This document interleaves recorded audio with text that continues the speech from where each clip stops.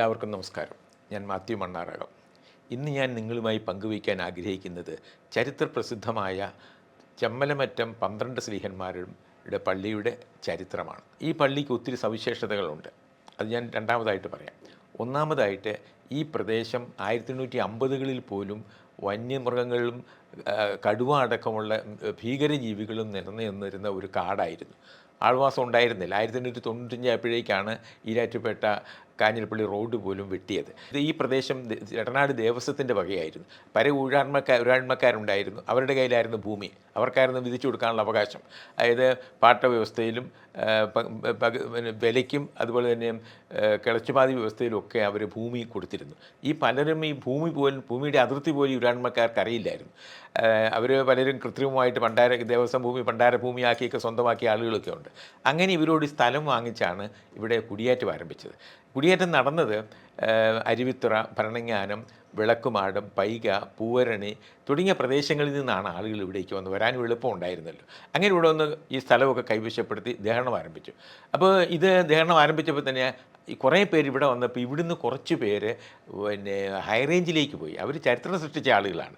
അവരിവിടുന്ന് പോയത് പീരുമേടിൻ്റെ പ്രവൃത്തിയാർ, അതുമല്ലെങ്കിൽ മറ്റൊരാൾക്ക് വില്ലേജ് ഓഫീസറായിരുന്ന വ്യക്തി ഈ നാട്ടുകാരോട് പറഞ്ഞു അവിടെ കുറേ ഭൂമി സ്വന്തമാക്കാൻ ഉണ്ട് എന്ന് പറഞ്ഞാൽ അത് കാക്കത്തോടിനും പീരുമേട് എസ്റ്റേറ്റുകൾക്കും ഇടയ്ക്ക് കുറേ റവന്യൂ ഭൂമിയുണ്ട്. ഫോറസ്റ്റ് ഭൂമി എടുക്കാൻ പറ്റത്തില്ല.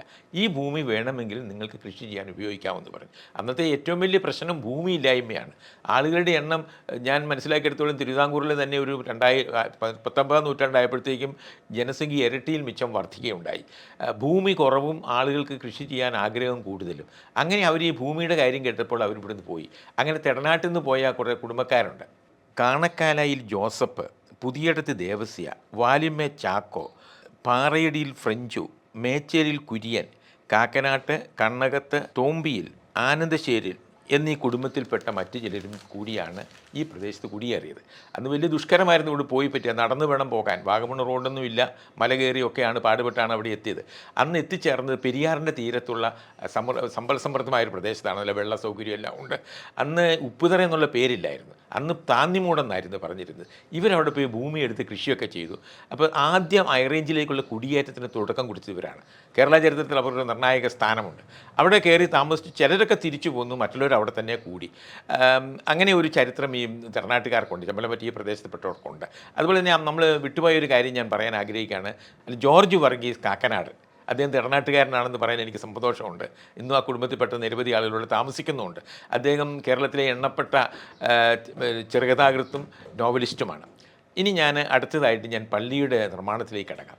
1920 ആകുമ്പോൾ ആ പീരീഡിലൊക്കെ ഈ പ്രദേശമെല്ലാം തെടനാട് പള്ളിയുടെ കീഴിലായിരുന്നു. അത് യാത്രാ സൗകര്യമില്ല.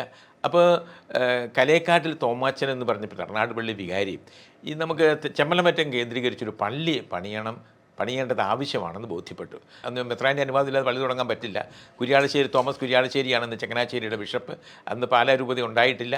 അതുകൊണ്ട് അദ്ദേഹം ഒരു 12 പേരുടെ കമ്മിറ്റി ഉണ്ടാക്കി അവരെ ഇദ്ദേഹത്തിൻ്റെ അടുത്തേക്ക് വിട്ടു. അദ്ദേഹം സ്നേഹപൂർവ്വം അതിന് അനുമതിയും കൊടുത്തു. അപ്പോൾ അനുമതി കൊടുത്തു കഴിഞ്ഞപ്പോൾ 2020 അനുമതി കിട്ടുന്നത്. അവിടെ ഇപ്പം തിരുമേനി പറഞ്ഞു പോയി സ്ഥലം കണ്ടുപിടിച്ചോളാൻ പറഞ്ഞു. 1920 ജനുവരി 29 വരിക്കാനിക്കൽ പോത്തൻ്റെ കയ്യിൽ നിന്നും പള്ളിക്ക് ആവശ്യമായ സ്ഥലം ഇവർ വാങ്ങി. 1922 ഫെബ്രുവരി 6 പള്ളിയുടെ തറക്കല്ലിട്ടു.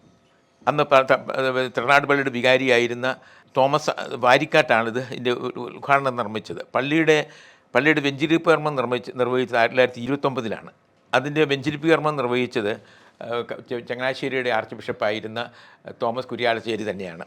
2019 ഏപ്രിൽ 7 പുതിയ പള്ളിയുടെ തറക്കല്ലിട്ടു. ആ തറക്കല്ലിട്ടത് മാർ ജോസഫ് കല്ലറിങ്ങാട്ടാണ്.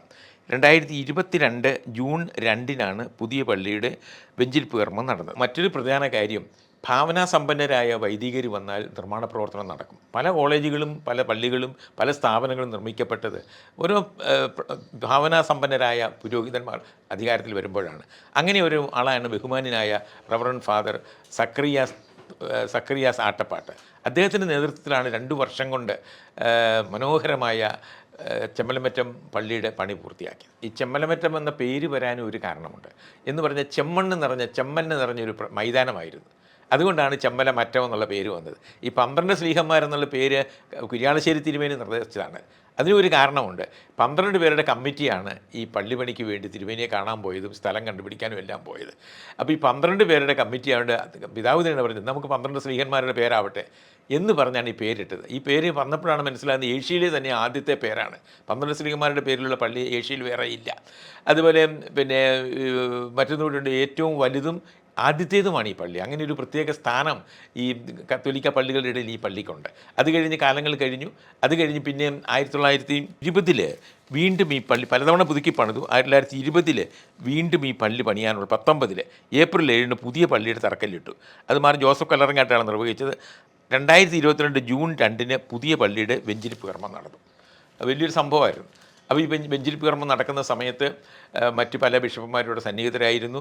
പടിഞ്ഞാറോട്ടാണ് ദർശനമെങ്കിലും കിഴക്കോട്ട് നോക്കി പ്രാർത്ഥിക്കാവുന്ന രൂപത്തിലാണ് രൂപകൽപ്പന ചെയ്തിരിക്കുന്നത്.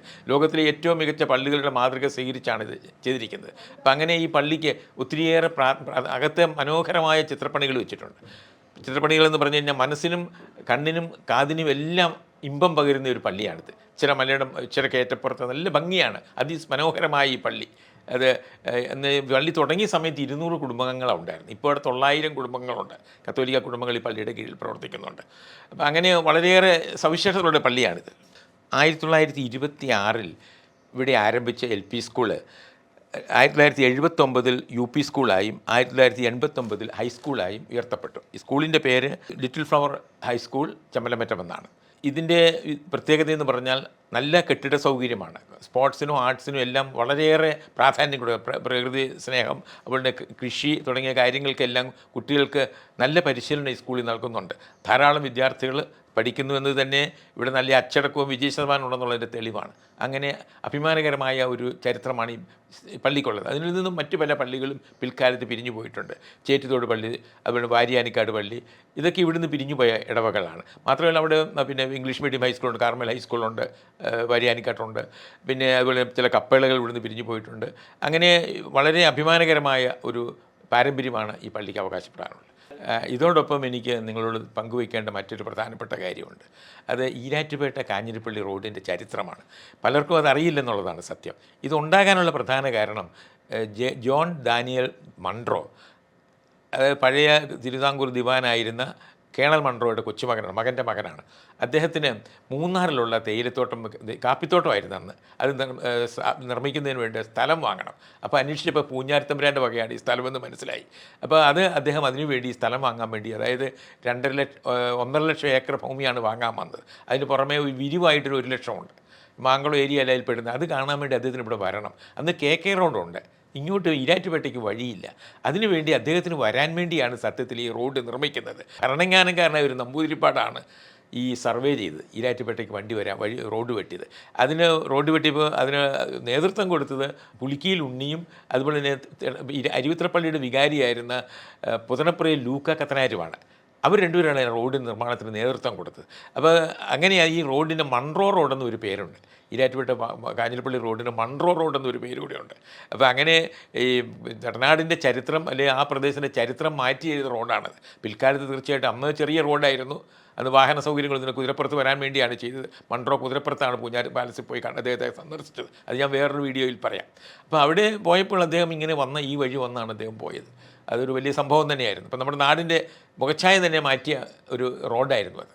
എന്നെ ശ്രമിച്ച എല്ലാവർക്കും നന്ദി, നമസ്കാരം. ബ്ലോക്ക് ബസ്റ്റർ ഓഫർ: 5 കാറുകൾ, 100 ബൈക്കുകൾ, 100 പേർക്ക് ഇന്റർനാഷണൽ ട്രിപ്പ്, 100 പേർക്ക് റിസോർട്ട് വെക്കേഷൻ. ഓരോ ദിവസവും 1 ലക്ഷം വീതം ക്യാഷ് പ്രൈസും കൂടാതെ 15 കോടിയുടെ ഉറപ്പായ ഡിസ്കൗണ്ടുകളും സമ്മാനങ്ങളും. മൈ ജിയോണം മാസോണം സീസൺ 2.